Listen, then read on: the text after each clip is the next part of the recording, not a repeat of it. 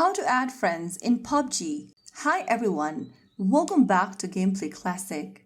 If you want to play PUBG with friends, then adding friends makes teaming up easier and more fun. Here's how you do step by step. Open the PUBG Mobile application on your device and make sure that you are logged in. From the lobby screen of PUBG, go to the left-hand corner and tap on the Friends icon. And from the Friends tab, go to the bottom and click on Add Friend.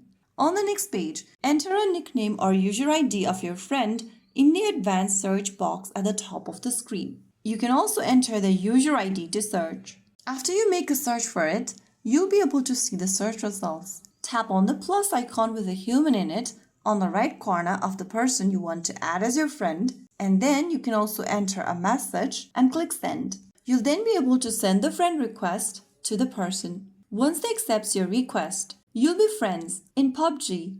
You can then invite them to squad, duo, or team up in matches. So there you have it. That is how you can easily add friends in PUBG.